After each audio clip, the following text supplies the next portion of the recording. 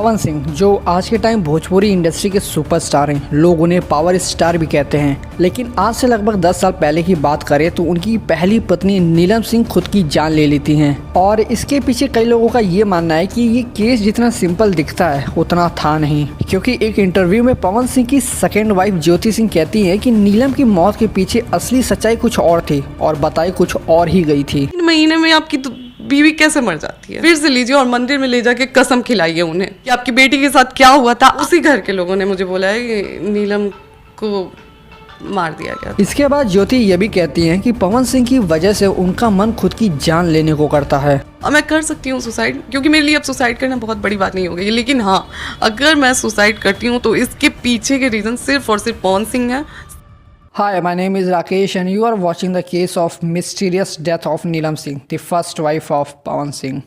नीलम सिंह एक बहुत ही सिंपल सी लड़की थी जो अपने ट्रेडिशंस वैल्यूज को मानती थी, उसको फॉलो करती थी। और वहीं दूसरी तरफ पवन सिंह का करीब 2008 में एक गाना आया था लॉलीपॉप लागेलू, जो काफी हिट हुआ था। और इसकी वजह से पवन सिंह को कई सारी मूवीज में काम मिलना शुरू हो गया, उनके कई सारे गाने रिलीज होने लगे थे। अब यहाँ से हमें थोड़ा पवन सिंह के फैमिली बैकग्राउंड के बारे में जानना पड़ेगा, ताकि हमें ये पता चल पाए कि पवन सिंह और नीलम सिंह, जिनकी पर्सनालिटी बिल्कुल ही अलग अलग थी, आखिर उनकी मुलाकात कैसे हुई। तो पवन सिंह के बड़े भाई रानू सिंह की शादी पूनम नाम के एक लड़की से हुई थी, और जो नीलम थी वो पूनम की ही छोटी बहन थी, यानी पवन सिंह के बड़े भाई की साली थी। और धीरे धीरे नीलम और पवन सिंह का इंटरेक्शन शुरू होता है। दोनों बातचीत किया करते थे, हंसी मजाक किया करते थे। और क्योंकि नीलम पवन सिंह के बड़े भैया की साली थी तो इसी चीज से इंस्पायर होकर उन्होंने एक गाना बनाया था, भैया की साली ओढ़निया वाली। हमरा भैया के साली। पवन सिंह की फैमिली ने सोचा कि नीलम और पवन एक दूसरे को अच्छे से जानते ही हैं, तो क्यों ना इनकी शादी कर दी जाए। 1 दिसंबर 2014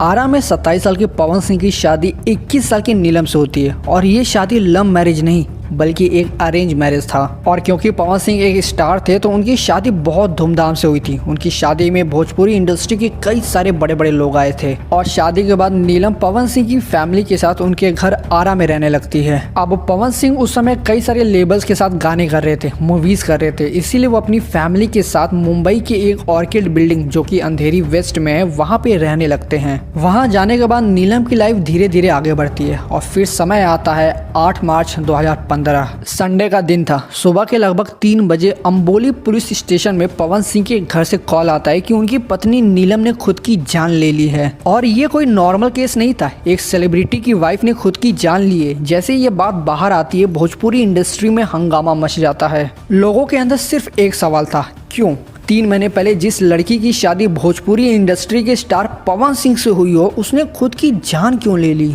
इसी चीज का पता लगाने के लिए पुलिस फैमिली के सारे मेंबर से पूछताछ करती है कि नीलम की बॉडी को सबसे पहले किसने देखा था। इस पर नीलम की बहन पूनम बताती है कि रात को उसकी नींद खुल गई थी, उसको नींद नहीं आ रही थी, इसीलिए वो रूम से बाहर आकर थोड़ा सा रिलैक्स कर रही थी। तभी उसने देखा कि पवन के रूम का दरवाजा खुला हुआ है। उसने सोचा कि हो सकता है नीलम सो गई होगी, वो दरवाजा बंद करना भूल गई होगी। और जब वो दरवाजा बंद करने के लिए रूम में जाती है तो वो देखती है कि नीलम पंखे से लटकी हुई है। और पुलिस इन्वेस्टिगेशन में यह भी सामने आता है कि उसी रात यानी लगभग 1 बजे के आसपास पवन सिंह अपने फ्लैट में आते हैं। और थोड़ी देर बाद वो अपने दूसरे अपार्टमेंट जो कि ओसीवारा में है वहां चले जाते हैं, क्योंकि उनको अपनी अपकमिंग मूवी से रिलेटेड कुछ काम करना था। और बाद में जब 3 बजे पवन सिंह को ये पता चलता है कि उनकी पत्नी की मौत हो गई है तो वो तुरंत अपना काम छोड़कर फ्लैट में आते हैं और वो नीलम को हॉस्पिटल लेके जाते हैं, जहाँ डॉक्टर्स उनको बताते हैं कि नीलम की मौत पहले ही हो चुकी है। अब सवाल ये था कि नीलम ने खुद की जान क्यों ली। इस पर नीलम की ही बहन पूनम बताती है कि नीलम काफी टाइम से परेशान चल रही थी, क्योंकि पवन सिंह उसको टाइम नहीं दे रहे थे। वो हमेशा अपने काम में बिजी रहते थे, घर भी लेट आते थे और कभी कभी तो आते ही नहीं थे। और इन्हीं सब चीजों की वजह से नीलम हमेशा तनाव में रहती थी, इसीलिए उसने खुद की जान ले ली। अब यहाँ पे मेरे मन में एक सवाल आता है कि नीलम पहले से ही पवन सिंह को जानती थी।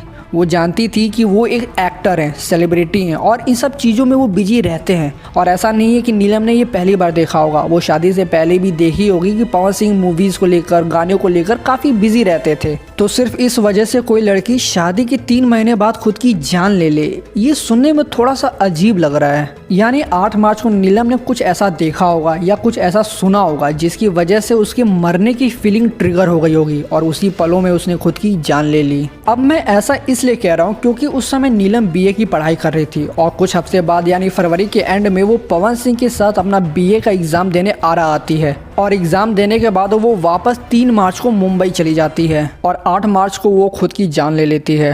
अब अगर वो बहुत ज़्यादा डिप्रेशन में होती या खुद की जान लेने के बारे में सोच रही होती तो वो एग्ज़ाम देने आरा नहीं जाती। हो सकता है नीलम किसी और बात को लेकर पहले से ही टेंशन हो और 8 मार्च को जब पवन सिंह रात को घर में आते हैं तो उन दोनों के बीच कुछ बातचीत या बहस हुई होगी, जिसके बाद नीलम ने सोचा कि नहीं बस अब और नहीं। हालांकि पुलिस इन्वेस्टिगेशन में कुछ ऐसा नहीं पता चला कि किसी पे शक किया जाए, इसीलिए नीलम की बहन की पॉइंट को ही वैलिड माना जाता है और इस केस को बंद कर दिया जाता है। लेकिन ये सवाल हमेशा बना रहेगा कि नीलम के साथ उस रात क्या हुआ था, उसके मरने के पीछे असली कारण क्या था।